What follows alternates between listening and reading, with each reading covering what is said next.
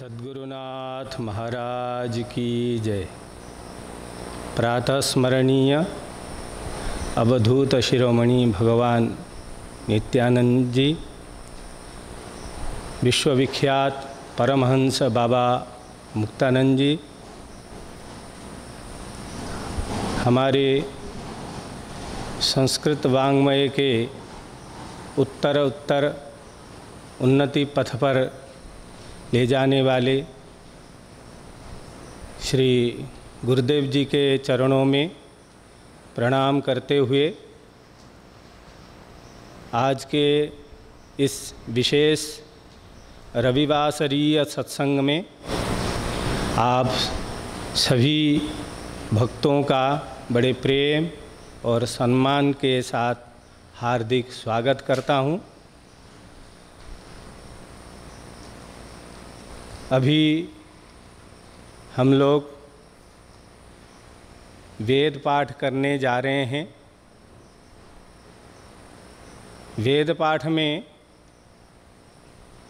प्रथमतः संहिता पाठ, उसके बाद पद पाठ, उसके बाद क्रम पाठ, उसके बाद अष्टविकृतियाँ आती है, जो जटा माला शिखा रेखा ध्वज दंडो रथो घनः इस संज्ञाओं के साथ हैं। तो आपके सामने श्री मुक्तानंद संस्कृत महाविद्यालय के अध्ययनरत विद्यार्थी संहिता पाठ, पद पाठ, क्रम पाठ और अष्टविकृतियों में से शिखा पाठ प्रस्तुत करेंगे। अभी हम लोग पाठ की ओर चलते हैं। जैसे एक पाठ संपन्न होगा, उसके संबंध में मैं दो शब्द आपको बताता रहूँगा, परिचय देता रहूँगा। तो हम लोग अभी पाठ श्रवण करते हैं। सबसे पहले हम प्रार्थना से शुरू करते हैं।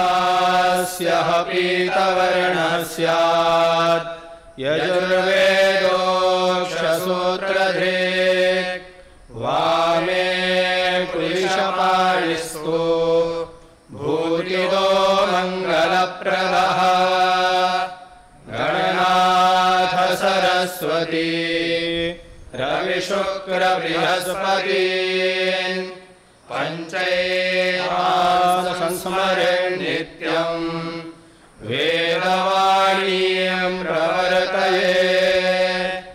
वेदः शिवः शिवो वेदो वेदाध्यायी सदाशिवः तस्मात् सर्वप्रयत्नेन वेदमेव सदा पठेत्।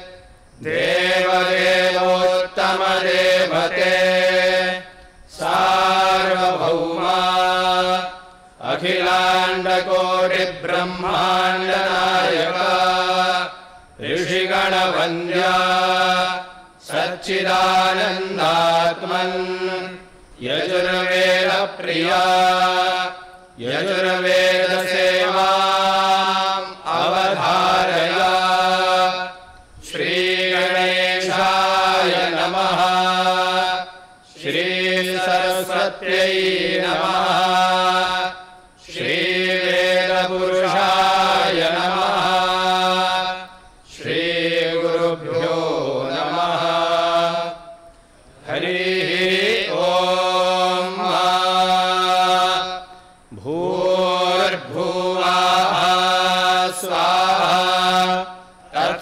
सवितुर्वरेण्यं भर्गो देवस्य धीमहि धियो यो नः प्रचोदयात्। अथ संहिता पाठ। हरिः ॐ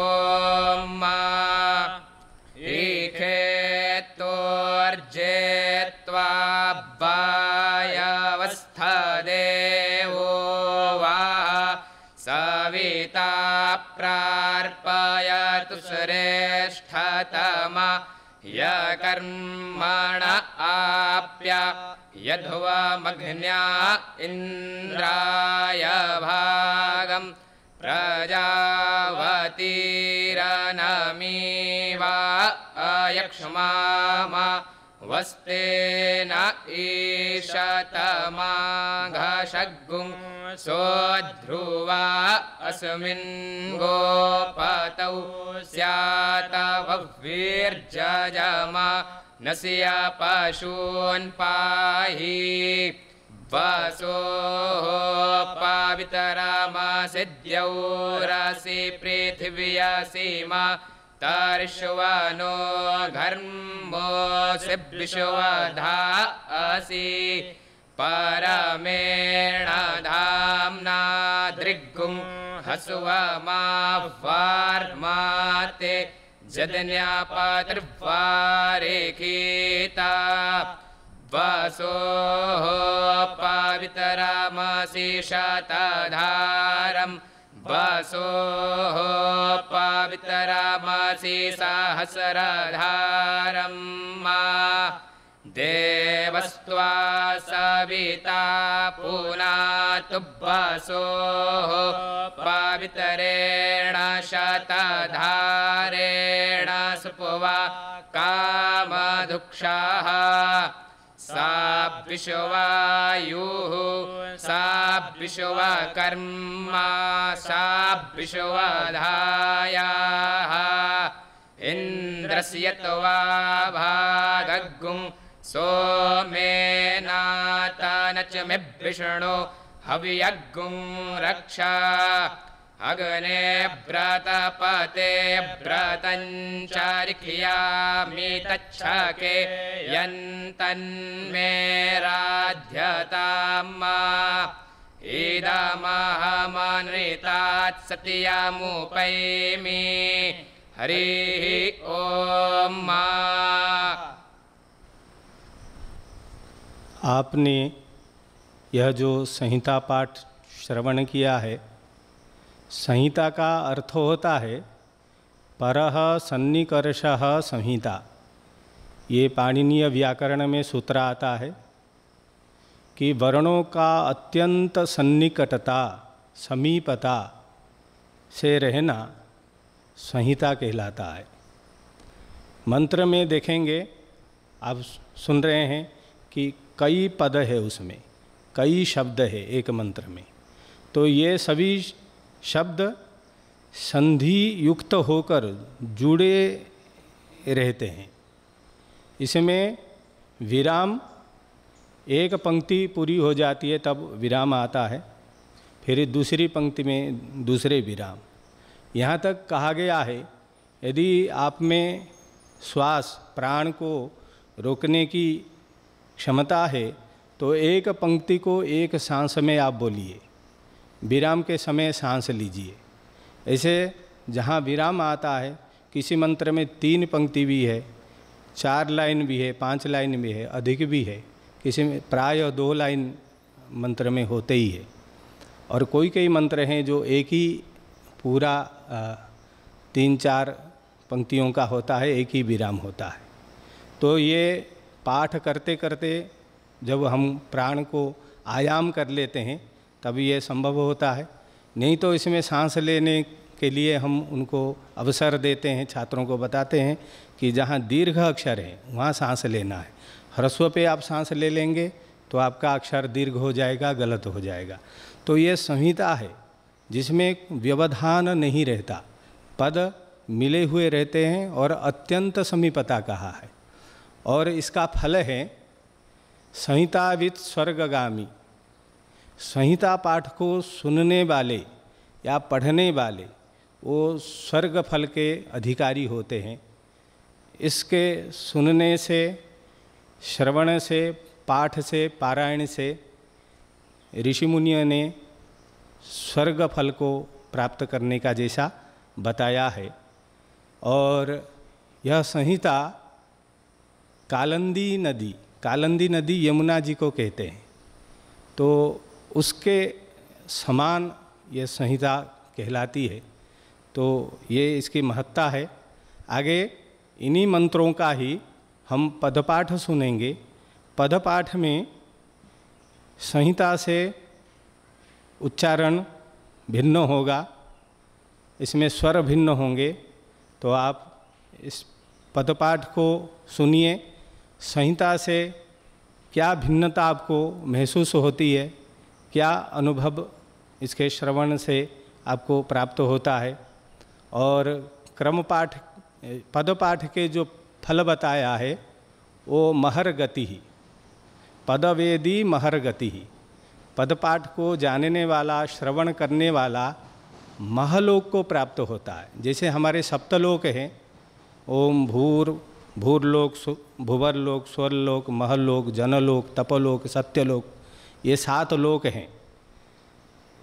इन लोक में महलोक को प्राप्त होता है। और पद से हम मंत्र के अर्थ ज्ञान करने में सक्षम होते हैं।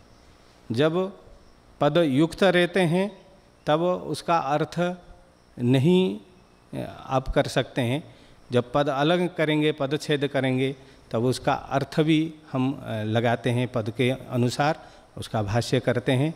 तो पदपाठ के ये महत्व है। हम अभी आगे पदपाठ सुनने जा रहे हैं, श्रवण करने जा रहे हैं। अथ पदपाठः हरिः ॐ ईखे त्वा ऊर्जे त्वा वायवः स्था देवः वः सविता अर्पयतु श्रेष्ठतमायेति श्रेष्ठतमाय कर्मणे आप्यायध्वम् अघन्याः इन्द्राय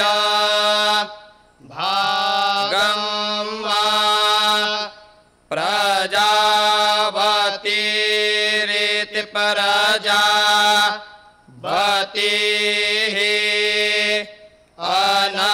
अनमीवाः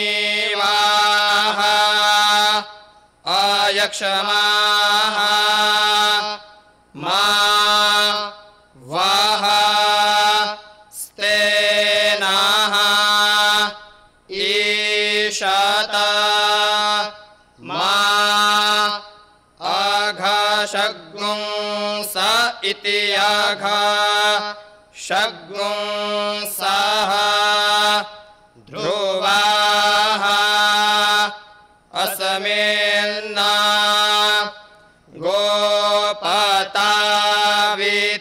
गोपतौ स्यात् बह्वीः जजमानस्य पशून्ना पाहि वसोः पवित्रम् असि द्यौः पृथिवी मातर्षवनः घर्मः विषवधा इति विषवधाः परमेण धाम्ना दृग्गुं स्वा मा स्वाहा मा ते जदन्यापतिरिति जदन्यापतिः स्वारेखिता शतधारमिति शतधारम् सहस्रधारमिति सहस्रधारम्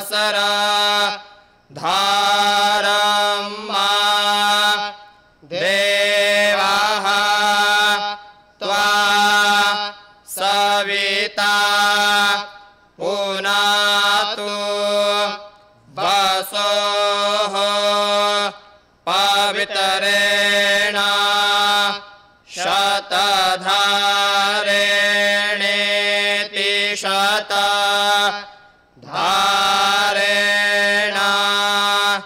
सुपवेति सुपवा कामा अधुक्षः सा विश्वायुरिति विश्वा आयुः विश्वकर्मेति विश्वा कर्मा विश्वधाया इति विश्वधायाः इन्द्रस्य त्वा भागम् सोमेन आ तनच मे विष्णो इति विष्णो हव्यम् रक्षा अग्ने व्रतपत इति व्रतपते व्रतम् चरिष्यामि तथा शकेयम् तथा मे राध्यताम् इदम् अहम् अनृतात सत्यम् उप एमि हरिः ओम। अपने पदपाठ का श्रवण किया। इसमें आपने देखा मंत्र को कैसे एक एक पद करके इन्होंने उच्चारण किया, और इसमें जो समस्त पद रहता है समास युक्त 2 पदों का 3 पदों का मिलकर एक पद बना हुआ होता है, उसमें इतिकार के साथ इन्होंने प्रस्तुत किया। बीच में इति लग जाता है और वो पद दोहरा दिया जाता है। तो ये पद पाठ के नियम हैं। आगे हम इन्हीं मंत्रों का ही क्रम पाठ सुनने जा रहे हैं। जो 2 पद को लेकर एक क्रम बनता है। जैसे मंत्र में 15 पद है तो हम 1 2 3 4 5 ऐसा करके हम उनको अंक दे देते हैं पदों को। फिर 2 पदों को लेकर एक एक क्रम बनाते हैं। और यह क्रम पाठ यदि हम नहीं पढ़ते हैं तो हम विकृति को जान ही नहीं सकते, क्योंकि क्रम पाठ को लेकर ही अष्टविकृतियाँ तैयार होती है। उसमें जो लक्षण आए हुए हैं हर एक विकृति के लिए, वो क्रम पाठ को लेकर ही उसके लक्षण लिखे गए हैं।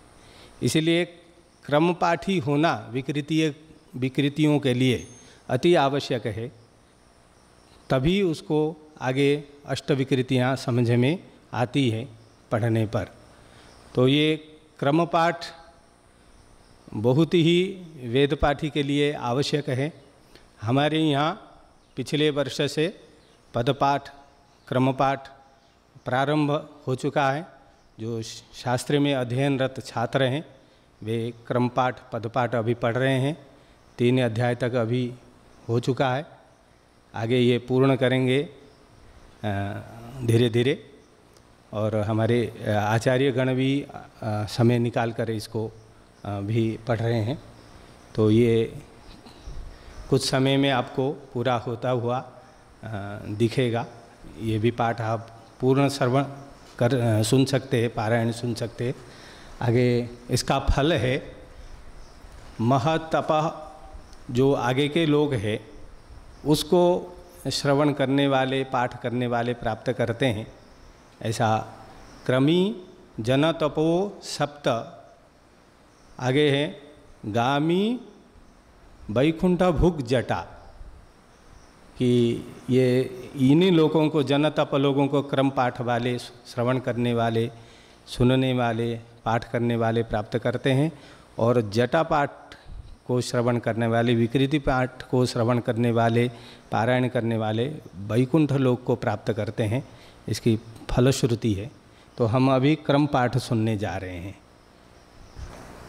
अथ क्रम पाठ। हरि ओम मा ईखे त्वा ऊर्जे ऊर्जे त्वा वायवः वायवस्था स्थदेवः देवो वः सविता सविता प्रार्पयतु अर्पयतु श्रेष्ठतमाय श्रेष्ठतमाय कर्मणे श्रेष्ठतमायेति श्रेष्ठतमाय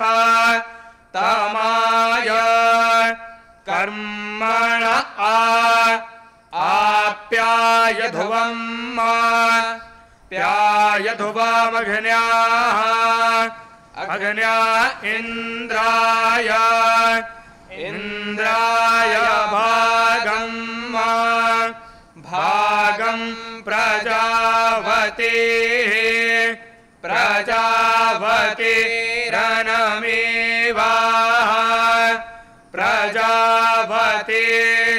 प्रजावतेः अनमेवा आयक्षमाः आयक्षमामा मा वः वस्तेनः स्तेन ईशत ईशतमा माघषग्गुंसः अघषग्गुंसो ध्रुवाः अघषग्गुंस इति अघषग्गुंसः ध्रुवा अस्मिन्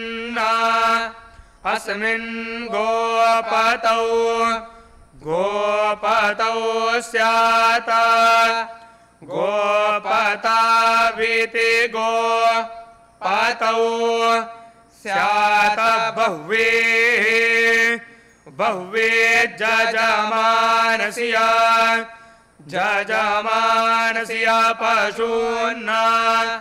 पशून् पाहीति पाहि बसोः पवित्रमसि आसिद्यौः पृथिवी मातर्षवानो घर्मो विषवाधाः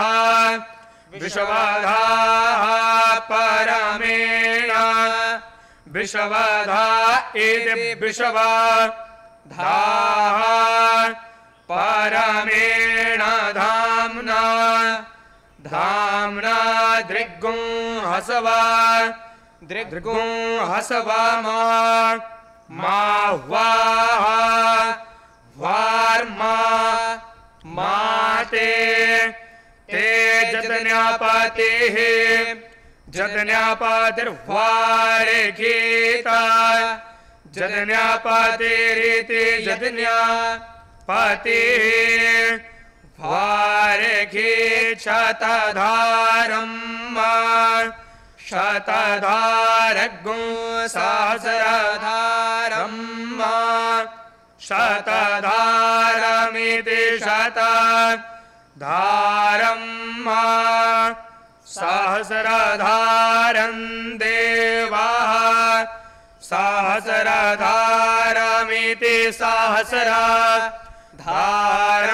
मा देवस्त्वा त्वा सविता सविता पुनातु पुनातु वसोः वसोः पवित्रेण पवित्रेण शतधारेण शतधारेण सुपवा शतधारेणेति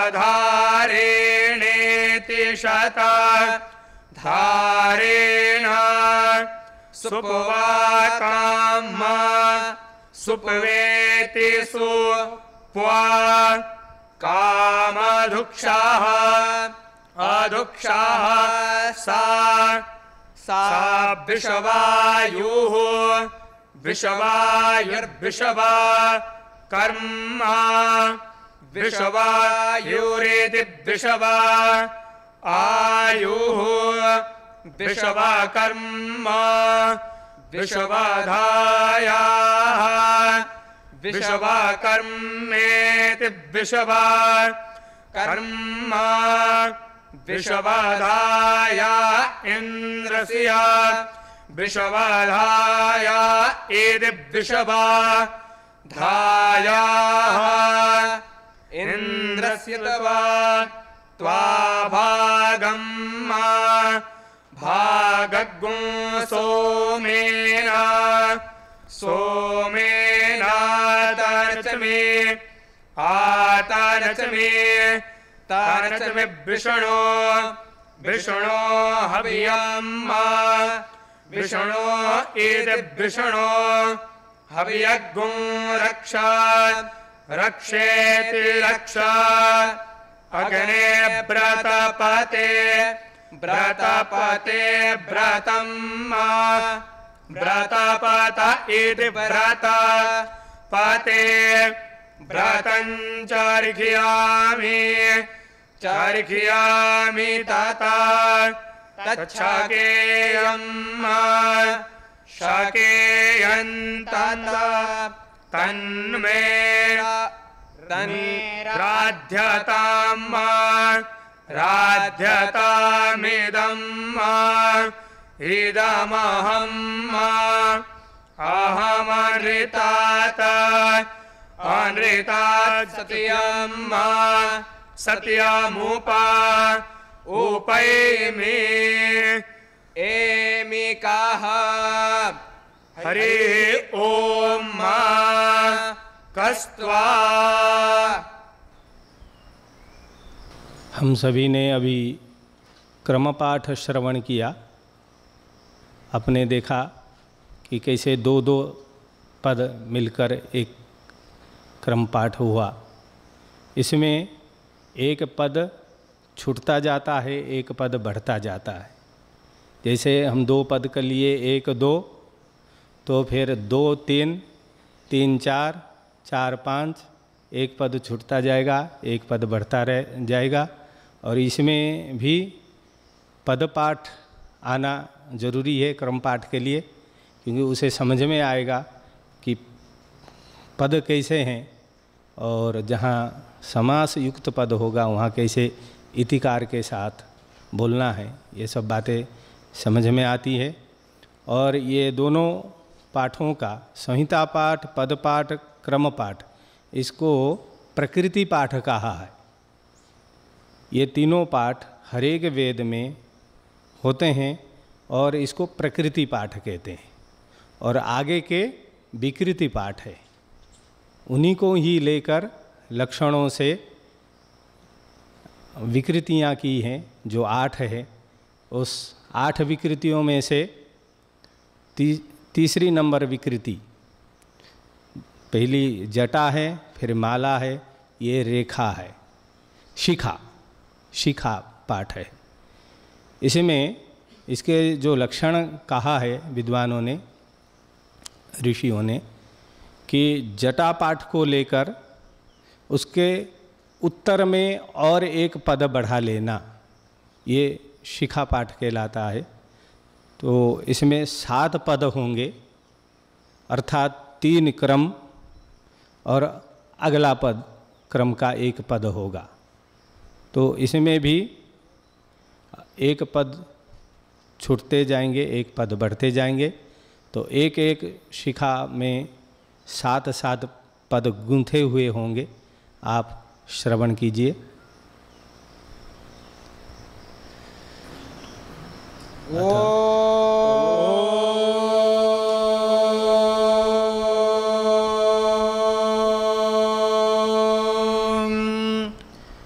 अथ शिखापाठः। हरिः ॐ। श्रीश्च श्रीः श्रीश्च ते ते ते लक्ष्मीः ते लक्ष्मीर्लक्ष्मीस्ते ते लक्ष्मीश्च लक्ष्मीश्च च लक्ष्मीर्लक्ष्मीश्च पत्न्यौ च पत्न्यौ पत्न्यौ च पत्न्यावहोरात्रे पत्न्यावहोरात्रे अहोरात्रे पत्न्यौ पत्न्यावहोरात्रे पार्श्वे अहोरात्रे पार्श्वे पार्श्वे अहोरात्रे पार्श्वे नक्षत्राणि अहोरात्रे इति अहोरात्रे पार्श्वे नक्षत्राणि नक्षत्राणि पार्श्वे पार्श्वे नक्षत्राणि रूपं पार्श्वे इति पार्श्वे नक्षत्राणि रूपं नक्षत्राणि नक्षत्राणि रूपमश्विनौ रूपमश्विनावश्विनौ रूपमश्विनौ व्यात्तम् अश्विनौ व्यात्तं व्यात्तमश्विनावश्विनौ व्यात्तं व्यात्तमिति आत्तं इषणन्निखाणे खाणे षणन्निषणन्निखाणामुम् एखाणामुममुमिखाणे खाणामुम्मे अमुम्मे मे मुममुम्म एखाणा म एखाणे खाणमे म एखाण सर्वलोकम् एखाण सर्वलोकगु सर्वलोकमीखाणे खाण सर्वलोकं मे सर्वलोकं मे सर्वलोकगु सर्वलोकं एखाण सर्वलोकमिति सर्वलोकं म एखाणे खाणमे म एखाण एखाणेति खाण हरिः ॐ। आपने अभी जो सुना ये शिखा पाठ, अष्टविकृतियों में से एक पाठ आपने श्रवण किया। अष्टविकृतियाँ जो हमारे पुराने विद्यार्थी हैं उनको कुछ मंत्रों का अष्टविकृतियाँ पढ़ाई गई है और अभी ये पदक्रम जैसे पढ़ेंगे संहिताओं के भी जो विकृतियाँ उपलब्ध हैं वो भी आगे पढ़ेंगे। तो इन सभी का धन्यवाद, जो पढ़े हैं उसको बनाए रखे हुए हैं। तो हम सभी को श्रवण करने को प्राप्त हो रहा है। तो आप सभी का श्रवण करने के लिए भी धन्यवाद और इनको पारायण करने के लिए भी इन्हें धन्यवाद। सद्गुरुनाथ महाराज की जय। सब मिलके ईशावास्य करें।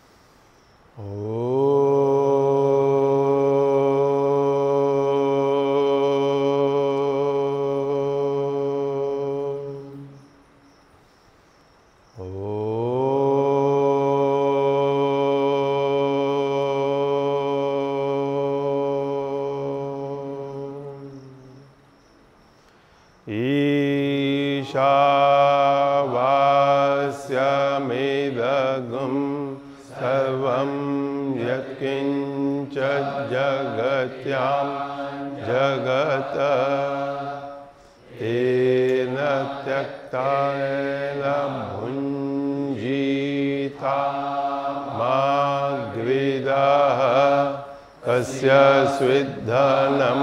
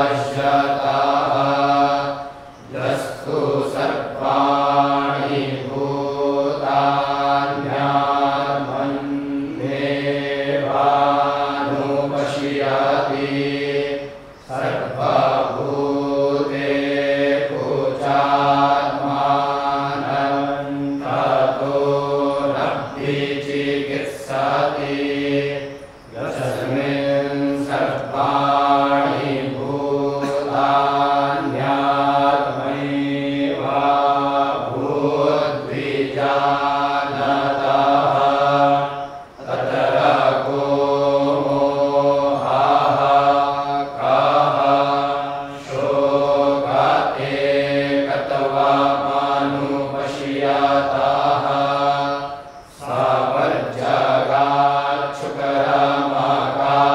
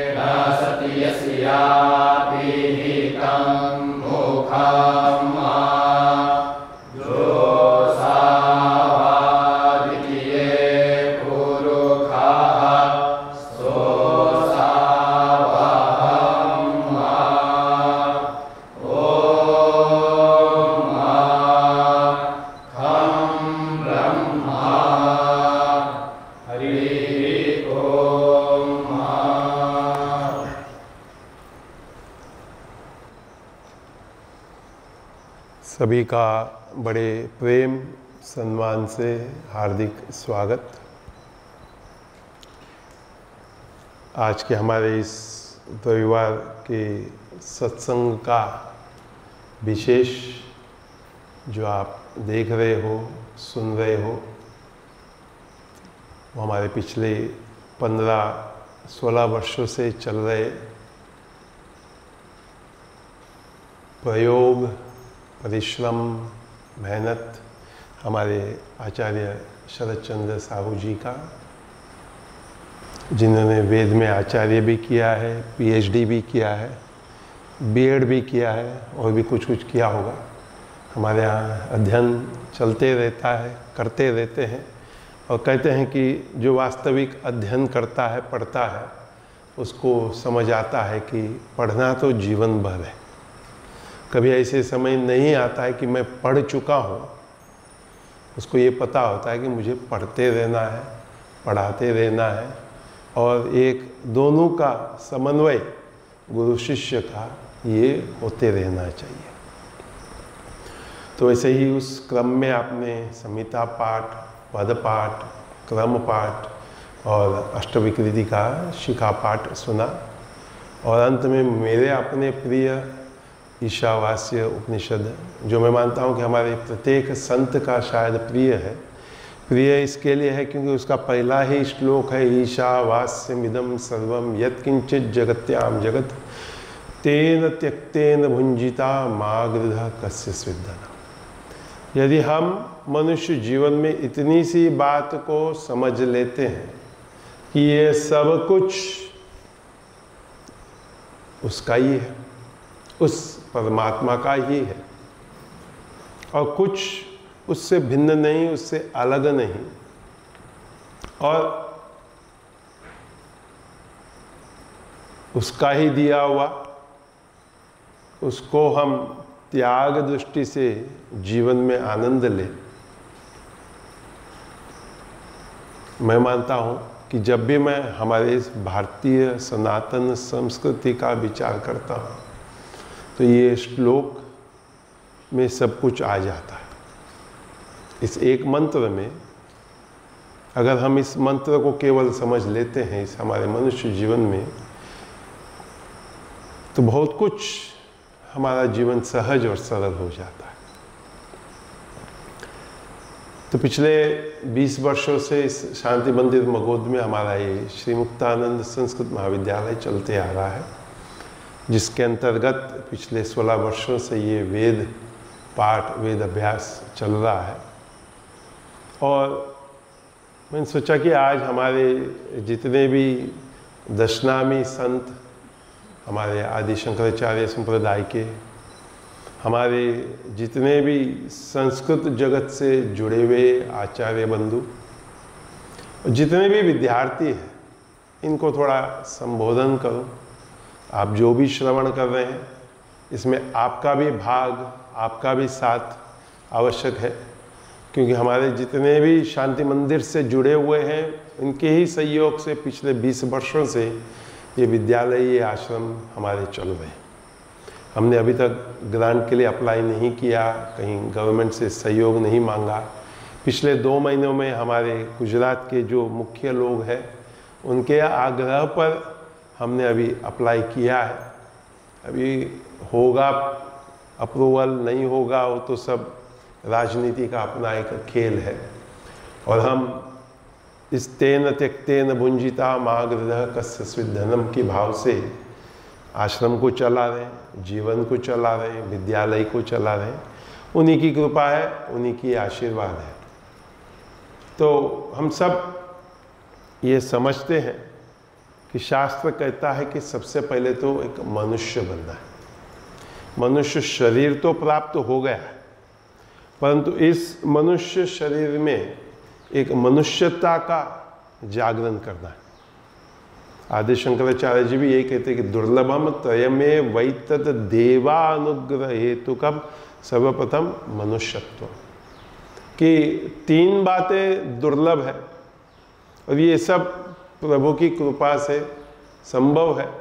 तो लोग कभी कभी इस बात पर अटक जाते हैं कि प्रभु की कृपा होगी तो होगा, तो मतलब मेरा पुरुषार्थ। अधिकांश लोग ये सोचते कि मुझे नहीं करना है, उनकी कृपा हो जाएगी तो काम हो जाएगा। लेकिन उनकी कृपा के लिए भी तो मुझे पुरुषार्थ करना पड़ेगा, तब जाकर मेरा मनुष्यत्व जागृत होगा। मनुष्यत्व जागृत होने में भी काफ़ी समय लग जाता है। मुझे भी संन्यास लिए अभी 40 वर्ष पूरे होंगे। इस कार्य को करते करते करते भी 40 वर्ष हो जाएंगे। हमारे बाबा मुक्तानंद जी को ब्रह्मलीन हुए भी 40 वर्ष करीब हो जाएंगे। तो इस 40 वर्षों में बहुत कुछ देखा, बहुत कुछ अनुभव किया। 20 देशों में हमारे इस सत्संग को लेकर हम लोग भ्रमण किए। और यह कहूँगा कि चाहते तो सब है कि हम मनुष्य बने, चाहते सब है, परंतु कुछ सामाजिक, कुछ पारिवारिक, कुछ अपना, ये सब समस्याएं हमारे सामने खड़े होते हैं। विद्यालय में भी, आश्रम में भी, समाज में भी। और मैं लोगों से यही कहता हूँ, लोग कभी मुझे कहते हैं आश्रम में भी ऐसा ही होता है, तो मैं पूछता हूँ कि आश्रम में देवलोक से या कहीं और लोग से आए हैं? ये तो आपके ही समाज के लोग यहाँ आए, हम भी उसी समाज से आए, हम उसी समाज से, हमारे में एक मनुष्यत्व, मनुष्य बनने की एक इच्छा जागृत हुई, तभी हम किसी महापुरुष के आश्रय में आए। जो तीसरी बात आदि शंकराचार्य जी ने कहा कि कठिन है, मनुष्य बनने पर मुमुक्षुत्व जागृत होता है। मुमुक्षुत्व जागृत होने पर हम किसी महापुरुष के पास आते हैं। वो महापुरुष के पास भी बहुत समय लगता है, क्योंकि पहले तो हम महापुरुष को समझाना चाहते हैं कि तुम मेरी बातों को समझो, महापुरुष चाहते हैं कि तुम मेरी बातों को समझो। लेकिन हमारा ये एक दूसरे के साथ का संवाद में पता नहीं कितने जीवन निकल जाते हैं। इस जीवन की नहीं चर्चा कर रहा हूं मैं, कई जीवन निकल जाते हैं।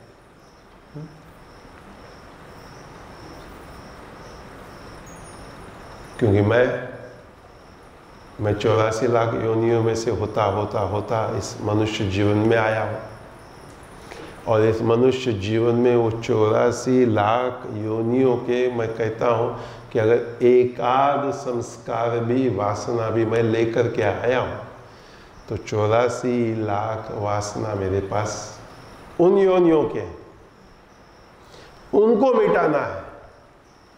तब जाकर मनुष्य बनने की कुछ बातें, कुछ विचार जागृत होते हैं। हम उसकी बात नहीं करते उन 84 लाख योनियों की, क्योंकि हम सब जानते हैं कि हम कैसे कुत्ते जैसे झगड़ते हैं, भौंकते हैं, अन्य पशु जैसे, इत्यादि इत्यादि इत्यादि, सब जो हमारे अंतर से जागृत होते हैं। तो इन सब को आज के आधुनिक समाज या शब्दों में काउंसलिंग कहा जाता है, कि हर एक व्यक्ति को काउंसलिंग की आवश्यकता है।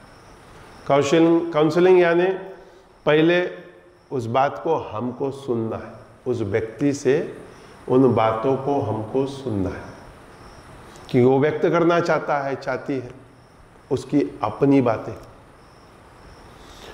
उसको सुनकर दोनों को समझना होगा। जो व्यक्ति बोल रहा है, जो व्यक्ति सुन रहा है, दोनों को समझना होगा। क्योंकि बोलने वाला केवल बोल दे, उससे कुछ नहीं होगा। सुनने वाला केवल सुन ले, उससे भी कुछ नहीं होगा। क्योंकि प्रत्येक व्यक्ति की अपनी विशेषता। आप ये मत समझो कि गुस्सा आता है तो सभी का गुस्से का कारण एक ही है। क्रोध आता है तो क्रोध का कारण सबका एक है ही नहीं। क्रोध इसके लिए कहता हूं कि ये बहुत हम सहजता से स्वीकार लेते कि गुस्सा तो आता ही है ना, और भी बहुत सारी बातें हैं, लेकिन उसका मूल कारण क्या है? जो भी मेरी वासना, संस्कार, समस्या, उसका मूल कारण हम नहीं जाते वहां तक, क्योंकि दर्द होता है। हर एक व्यक्ति को, हर एक मनुष्य को उस बात का दर्द होता है। क्योंकि दर्द इसके लिए होता है कि उसके साथ जुड़े हुए बहुत सारी बातें हैं। तो अधिकांश हम जीवन ऊपर ऊपर ऊपर से निकाल देते हैं और निकल जाते हैं। इसके लिए ये जो मनुष्यत्व कहा गया है, लोग सोचते हैं कि मनुष्य जैसे कपड़े पहन लिया, टीका लगा दिया, शीखा लगा दिया, यज्ञोपवीत कर दिया, बन गए मनुष्य। ये तो बाहर की बातें हैं, हम तो अंदर की बातें कर रहे हैं। तो जो कोई भी, चाहे वो विद्यालय में आता है, आश्रम में आता है, तो उस व्यक्ति, उस परिवार का अपना एक निजी समस्या, घरेलू समस्या, सामाजिक समस्या, आश्रम या विद्यालय की अपनी राजनीति, अपनी समस्या, ये सब सेट करते करते करते कितना समय निकल जाता है। आज ही हमारे आनंद वल्लभ जी ने सुबह एक बहुत छोटा सूत्र कहा कि सकारात्मक बात को लो, बात को सकारात्मक रूप में लो तो सहज हो जाता है। बहुत उसने यूं ही कह दिया कि व्यक्ति अगर कोई भी बात को सकारात्मक ले ले, कोई भी आप कार्य दो, कोई भी बात करो, उसको सकारात्मक ले ले, वो सहजता से कार्य हो जाता है। लेकिन जैसे ही हम तर्क करने लगते हैं, प्रश्न करने लगते हैं, जैसे ही हम सब अपना नाटक करने लगते हैं, कार्य तो होगा ही नहीं। क्योंकि सबसे पहले आपकी मानसिक समस्याओं को हटाना पड़ेगा ना। मैं ये देखता हूँ, जब भी कोई आश्रम आता है, जब भी कोई हमारे विद्यालय से जुड़ता है, हमारे आयुर्वेद पुनर्नवा में आता है या आश्रम के जिस भी अंग में आता है, सबसे पहले तो हमको समझना चाहता है, समझाना चाहता है, बताना चाहता है कि हमको आश्रम कैसे चलाना चाहिए, विद्यालय कैसे चलाना चाहिए, हमको कैसे सब ठीक करना चाहिए। तो उनसे मैं कहता हूँ, एक तो हम परंपरागत गुरु के गादी पे चलते आ रहे, दूसरा हम भी बचपन से इस मार्ग से जुड़े हुए हैं। ऐसा नहीं कि कल रात को हम जागे और आज सोचा कि चलो साधु बन जाते हैं, विद्यालय चला देते हैं, आश्रम बना देते हैं। नहीं, परंपरागत कई जीवनों में हम गुरु के साथ रहे होंगे, तब जाकर बचपन से जुड़कर शायद 4-5 वर्ष की आयु में जब देवनागरी पढ़ने भी नहीं आता था तब विष्णु सहस्त्रनाम पाठ हो गया। ये बात बहुत साल के बाद मुझे समझ आई, तब नहीं समझ आया जब पाठ हो गया था, क्योंकि हमारा आश्रम में नियमित पाठ होता था। तो बहुत साल के बाद समझ आया, अरे देवनागरी पढ़ने नहीं आता था तो विष्णु सहस्त्रनाम कैसे पाठ हुआ। तो मैंने अपने आप में ये निर्णय किया कि कहीं भी पूर्व जन्म का होगा। ललित सहस्त्रनाम जब पहली बार पाठ किया तो पाठ करते करते ऐसे लगा ये तो हम रोज पाठ करते हैं, लेकिन इस जीवन में पहली बार पाठ हुआ।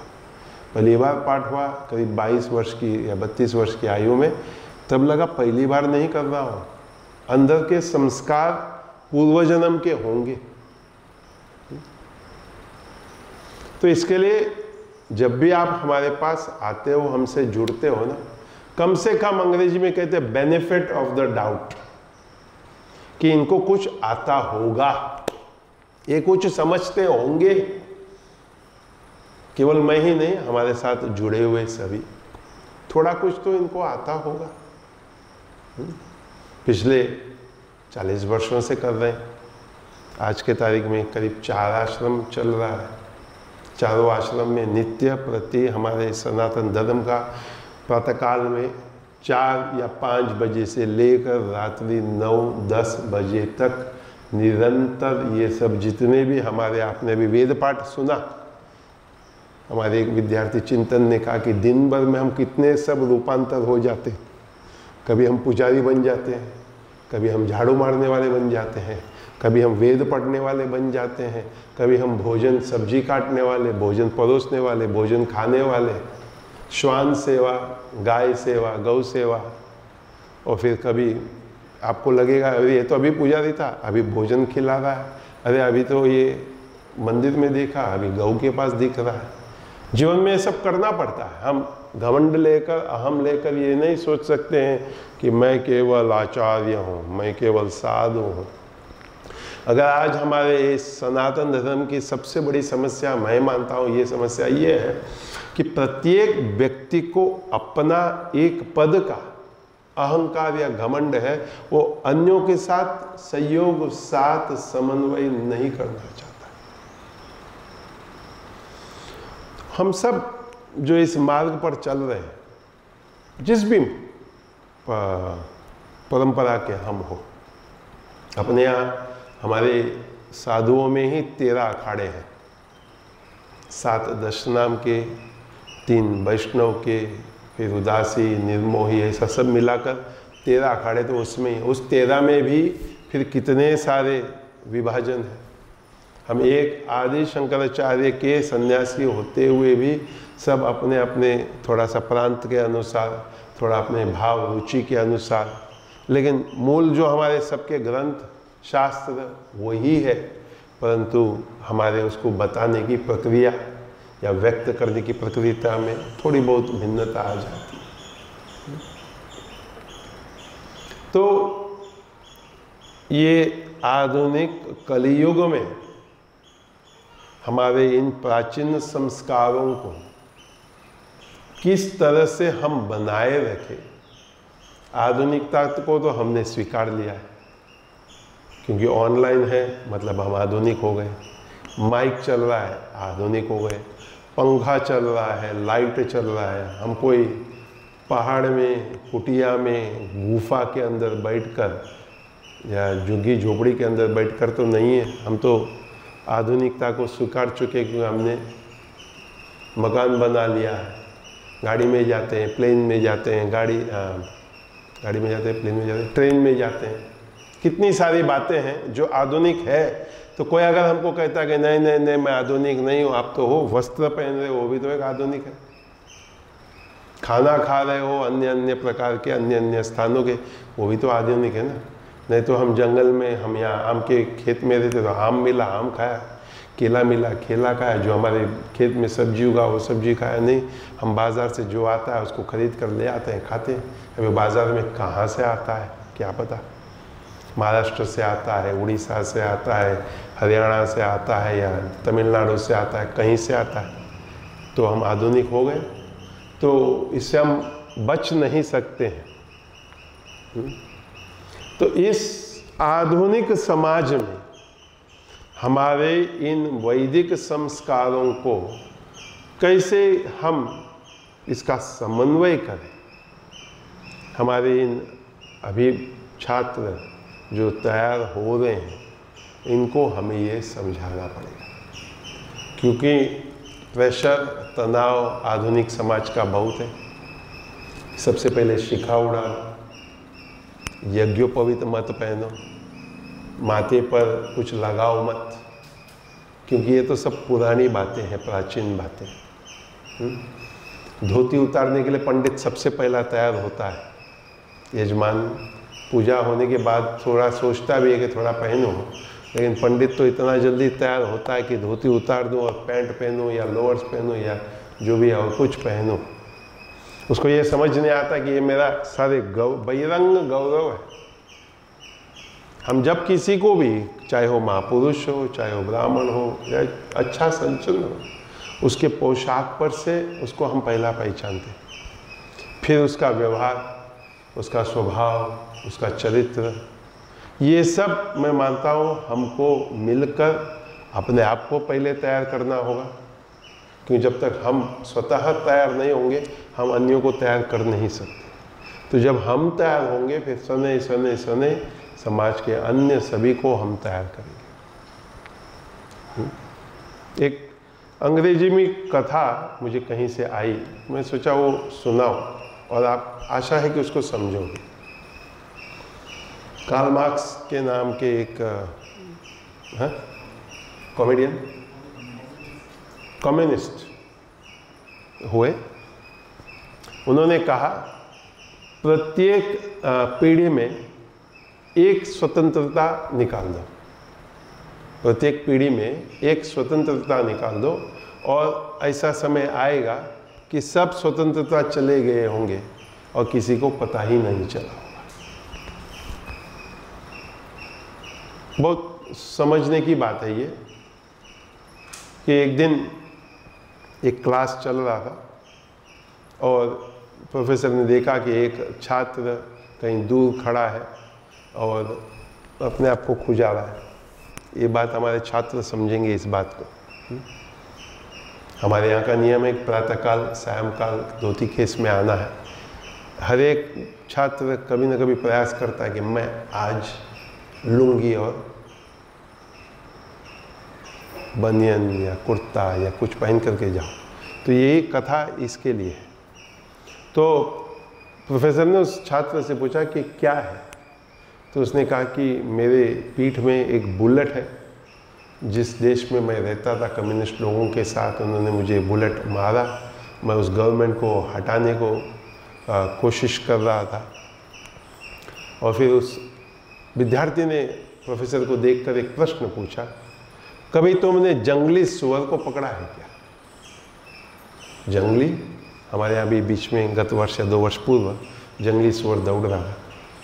प्रोफेसर को लगा ये कुछ विनोद कर रहा है और कुछ टाइम बिताना चाहता है। बच्चे ने कहा, विद्यार्थी ने कहा, ये मजाक नहीं है। जंगल में जाओ, एक जगह खोजो, उस जगह में आप मकई डालना चालू करो, यानी जब सुअर खाते हैं वो डालना चालू करो। सुअर आने लगते हैं, सुअर उस मकई को खाने लगते हैं, सुअर उस मकई को खाने लगते हैं। सनई सनई सनई उनको आदत पड़ जाती है तो वहाँ आकर खाने लगते हैं। जैसे आप देखोगे हमारे गौशाला किया है, इधर फेंसिंग बोलते हैं ना, बाउंड्री बोलते हैं अपने भारत देश में। ऐसे आप एक साइड पर एक बाउंड्री लगा दो, एक सीमा लगा दो। 3 साइड खुला है, सुअर आता रहेगा, वो अपना जो भी आप दान डालोगे वो खाता रहेगा। सने सने आप दूसरे तरफ दूसरी साइड पर एक बंधन डाल दो, एक बाउंड्री डाल दो। सुअर को आदत हो गई है खाने की, तो वो ध्यान नहीं देता है कि दो तरफ से ये जगह बंद हो गया है। दो तरफ से ये जगह बंद हो गया है और सने सने सने तीसरी तरफ से बंद कर दो। आदत पड़ गई है, आपने उसको आदत डाल दी है मुफ्त दाना खाने की। करते करते करते चौथा साइड पर भी गेट के साथ जो है सीमा बंधन लगा दिया। पहला हो गया, ध्यान नहीं दिया। दूसरा हुआ, ध्यान नहीं दिया। तीसरा हुआ, ध्यान नहीं दिया। चौथा हुआ, ध्यान नहीं दिया। और गेट के अंदर से आने जाने लगते। एक दिन सारा का सारा झुंड सुअर का उसके अंदर वो गेट बंद कर देते हैं।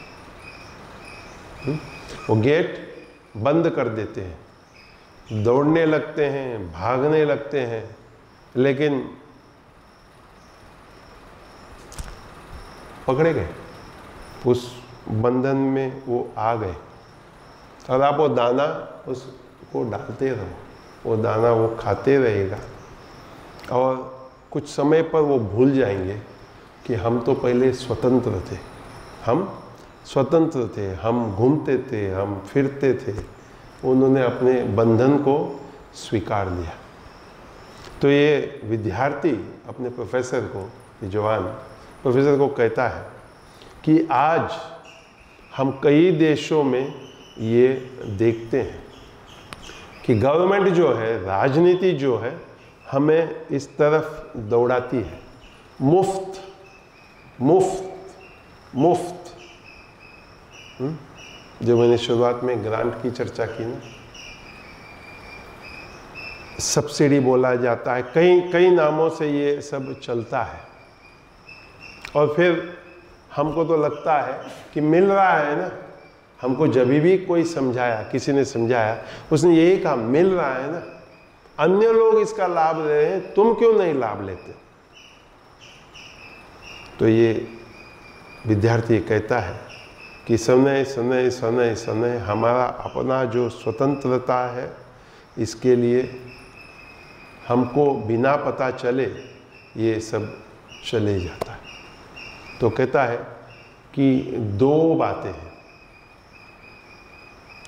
एक, कुछ भी मुफ्त नहीं है।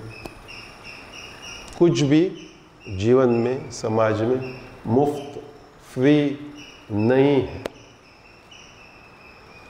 और अगर तुमको कभी याद लगे कि कोई और है जो मैं करता हूँ वो मुझसे सस्ता करेगा,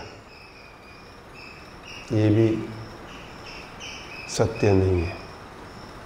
ये तो मैं भी मानता हूँ इस बात को कि कभी भारत में वो कहता है कि आपके लिए ये स्पेशल दाम, आपके लिए ये विशेष दाम, तो आप समझ लेना कि आपसे दुगुना ले रहा है।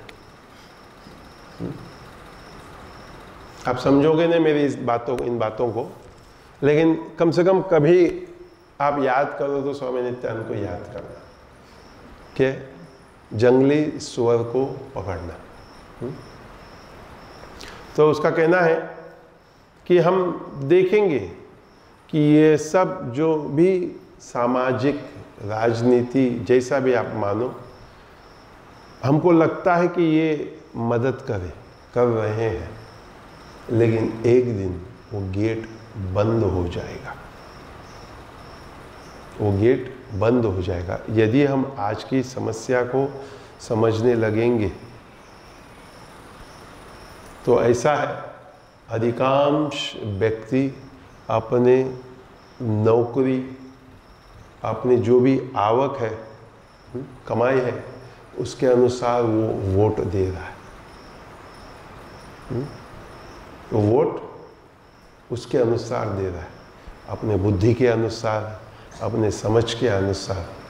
एक कल ही आनंद ने एक भेजा, एक व्यक्ति मुख पर 10 मुख लगा के जाता है, 10 मुख लगा करके जाता है। सबसे जो सरल बात है, वो जाता है फोटो लेने, कि भाई एक फ़ोटो ले लो, पासपोर्ट बनाना है। एक फ़ोटो ले लो, पासपोर्ट बनाना है, तो फोटोग्राफर पहले तो ध्यान नहीं देता है, अपने काम पे व्यस्त है, वो कैमरा लगाता है। जैसे ही कैमरा लगाता है तो देखता है कि 10 मुख है, तो पूछता है कि कौन से मुख का फोटो लो, कौन जा रहा है विदेश। हर एक बोलता है अरे मैं जा रहा हूँ, अरे मैं जा रहा हूँ, अरे मैं जा रहा हूँ। फोटोग्राफर बोलता है पहले आप लोग निर्णय तो कर लो भैया कि आप 10 में से कौन है, शरीर एक है, 10 मुख है, आप 10 में से कौन है जो विदेश जा रहा है। रावण का दहन किया गया, ऐसा वो कह रहा है, रावण का चयन नहीं किया गया। वैसे ही हमारे समाज में आज राजनीति में, केवल राजनीति में ही नहीं, अन्य स्थानों पर भी मैं कहूँगा कि हम चयन किस तरह से कर रहे हैं, इस पर हमको विचार करना होगा। बहुत अनुभव करता हूँ मैं, आश्रम में भी, समाज में भी, हमारे विद्यालय में भी।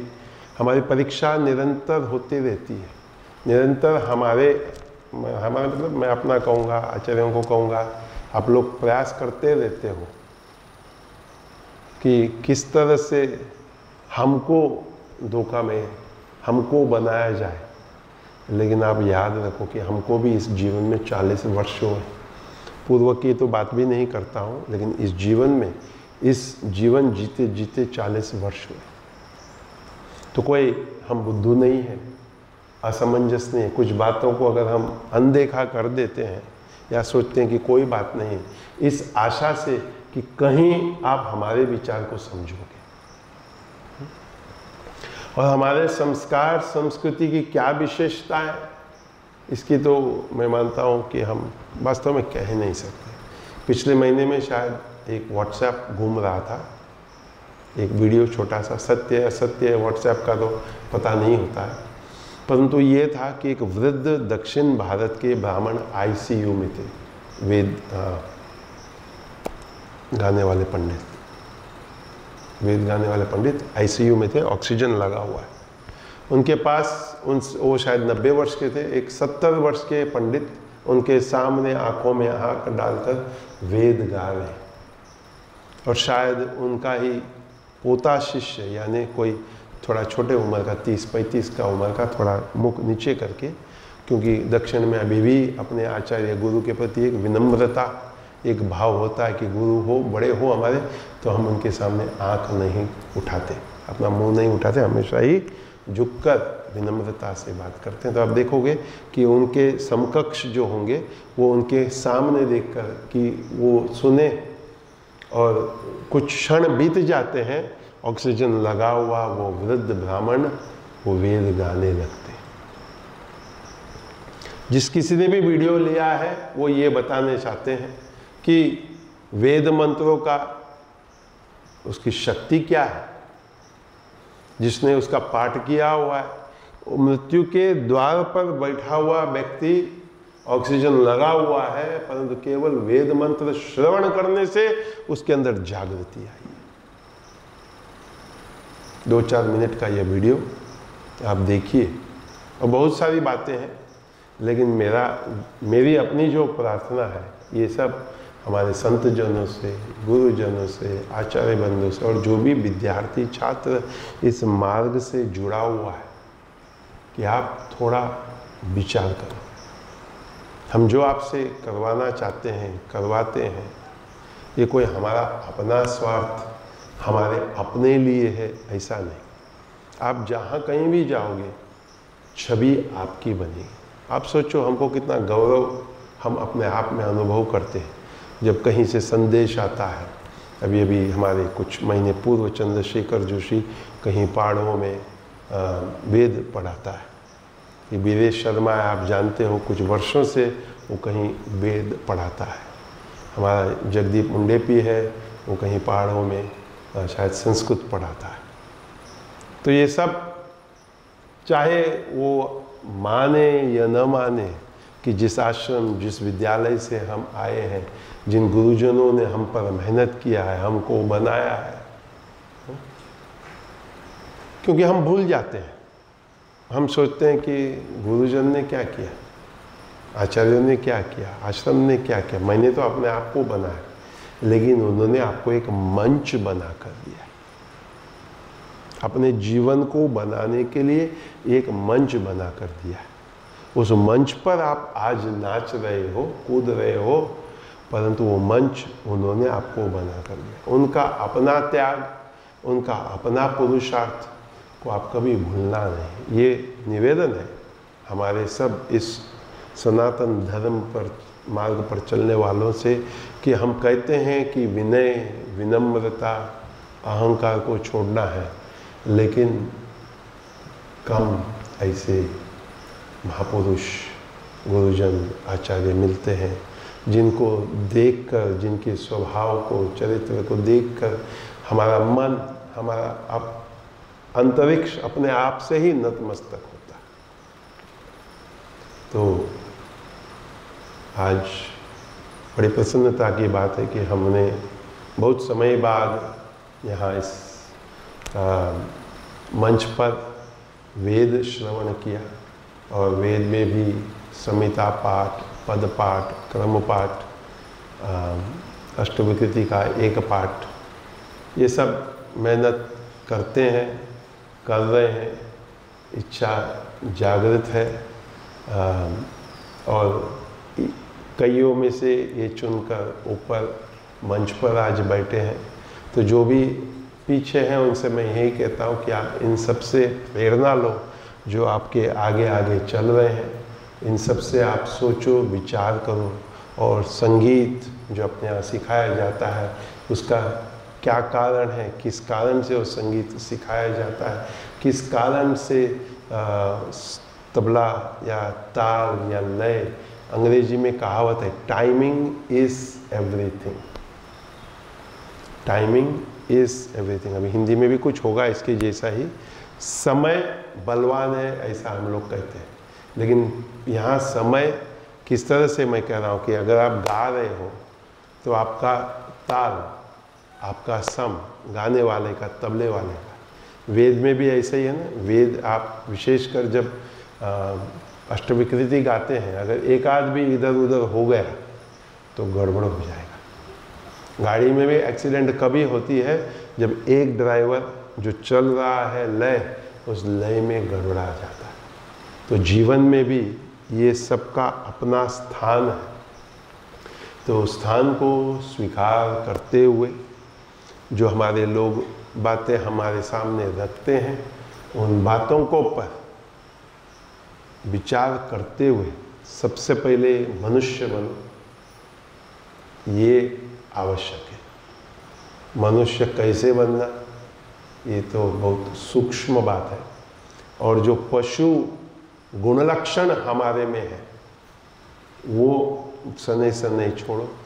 नकली मनुष्य बनना भी छोड़ दो, है मैं कितना प्यारा हूँ, कितना मीठा हूँ, ये भी छोड़ दो। असली मनुष्य बनो, असली प्रसन्नता, असली प्यार। कि नकली मिलते हैं ना तुरंत समझ आ जाता है। लोग चाहते बहुत है, ओ हो सो स्वीट, सो नाइस, कितना अच्छा है, लेकिन वो अच्छा सब खोखला है।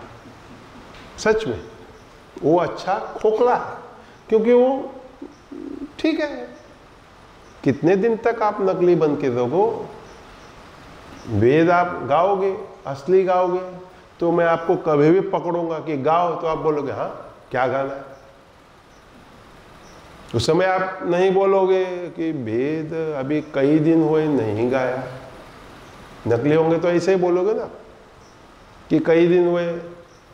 ठीक है, मानता हूं कि कभी इधर उधर हो सकता है, हो जाता हो, तो स्वाभाविक है। लेकिन अगर आप नित्य प्रति जो भी हो तो कभी धोखा नहीं होगा। एक कहानी कहकर आपको बात समाप्त करता हूं। जब अकबर के दरबार में कोई एक व्यक्ति आता है, बहुत भाषाएं बोलता है, बहुत भाषाएं बोलता है। वो बोलता है कि बादशाह आपको पता ही नहीं चलेगा मेरा असली भाषा क्या है। बीरबल थे, वो बोले कोई बात नहीं महाराज, कल बता दूंगा मैं आपको कौन से प्रांत का है, कौन सी भाषा बोलता है। कथा जानते हो आप लोग, सुना है, याद है? रात को 2 बजे जब वो फर्स्ट क्लास सोया हुआ है, बढ़िया नींद में है, राजा से बीरबल ने यही मांग की थी, बढ़िया स्थान उसको सोने के लिए दो, लेकिन निद्रा बढ़िया है। तो वहाँ जब वो सोया था तो एक जग भर के, लोटा भर के ठंडा पानी उसके ऊपर डाला। जब ठंडा पानी डाला तो अपने प्रांत की भाषा में वो बोल गया। बीरबल वहाँ से चुपचाप खिसक गया। अगले दिन प्रातःकाल में उसने बता दिया कि आप इस प्रांत के इस भाषा बोलने वाले व्यक्ति हो। तो बोले तुमको कैसे पता चला?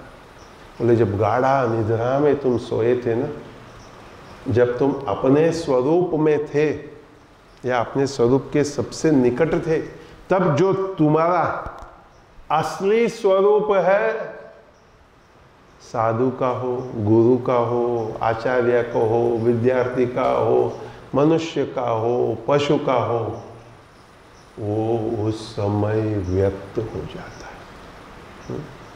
तो इसके लिए मनुष्य बनो और सोचो, विचार करो, चिंतन करो, गहन चिंतन करो। अपने आप को, जो बाबा जी ने कहा ना, आपको ध्याओ, आपको पूजो, आपको वंदो, सब आपको ही कहा है उन्होंने। आप उनका संदेश को पढ़ो, क्योंकि अधिकांश मैं मानता हूँ, कई यहाँ बैठे हुए मुझे कहेंगे मैं यही करता हूँ, मैं कहूँगा क्षमा चाहता हूँ, आप नहीं करते हो। क्योंकि आप करते तो मेरे कई सारी बातों को आप समझ जाते, लेकिन आप नहीं करते हो, इसके लिए आप बार बार मुझे समझाने आते हो।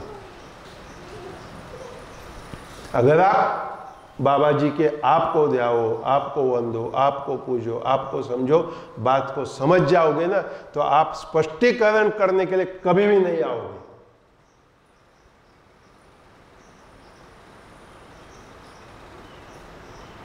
अधिक न कहता हुआ अपने वाणी को यहाँ विराम देता हूँ। हरिओम पूर्णमदः पूर्णमिदं पूर्णात् पूर्णमुदच्यते पूर्णस्य पूर्णमादाय पूर्णमेवावशिष्यते। ओम शांति शांति शांति। सद्गुरुनाथ महाराज की जय।